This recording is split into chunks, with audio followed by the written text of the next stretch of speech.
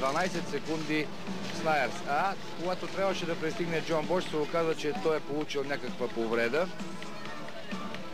Този кадър. Ето и какво казаха фаворитите на неутрализацията преди на края на първия етап. Роберт Дрокманс. Днес нямах добър ден, времената ми са слаби, надявам се, че причината е в колата, а не в мен. Сега правя някои поправки по нея, утре ще видим. На 36 секунди съм след Снайерс и трябва да направя опит да го изпреваря и спечеля ралито. 37 seconds behind Snijers, and we must try to go faster and try to win the rally. Immediately. That's where out of 10 stages we won 7 stages, but only were leading. Марсо е общо взето без проблеми, ще го видим след малко. Ето го, но шестото място едва ли го задоволява.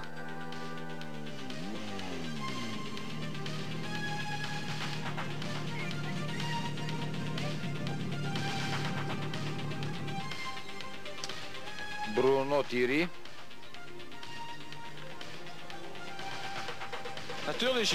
Много се радвам, че пристигна четвърти. Ще се радвам, ако завърша така.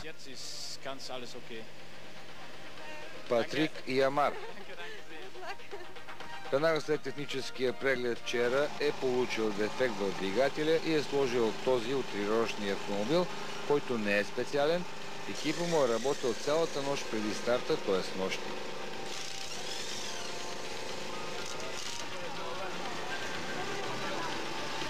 Златни пясъци се събраха около закрития парк, за да получат своите автомобили. Предстои втория етап с дължина 555 км и нови 18 скоростни изпитания.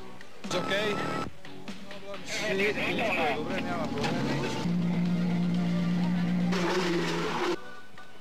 Снайерс потегля естествено първи, но бе изпреварен от Табатон с 2 секунди, а Дрокманс остана на 22 от Табатон.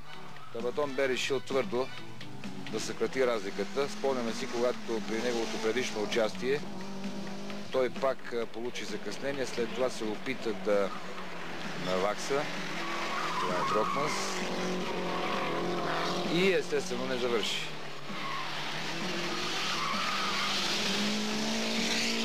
Като че ли не се бе събудил добре Дрокманс на този първи скоростен пробег. И виждате как имаше проблеми по някои от завоите. Може би това му коства тези 22 секунди. Ето го и най-бързият Табатон. По-нататък, на 12-та скоростна отсечка отново Табатон, 2 секунди след него Снайерс, 12 на 12 Дрокманс. На 13-та Табатон, 2 секунди Снайерс, 7 Дрокманс. На 14-та Табатон отново най-бърз, изпреварвайки с 4 секунди Снайерс и Дрокманс. На 15-та отново Табатон, 12 секунди след него Снайерс, 21 секунди Дрокманс. Това е Тири, четвъртия в класирането. На 16-та разликите бяха по-малки. Само 6 секунди Снайерс изостана от Табатон и 8 Дрокманс бе по-назад. Пред мен да речем е класирането от скоростния етап 16-ти Чумерна, за който стана дума, с дължина 11 км. Табатон е постигнал 133 км средна скорост. Междувременно отпадна една от нашите надежди, Павел Жеков. Веднага след стара ръка той скъса полуоска и неговото Ауди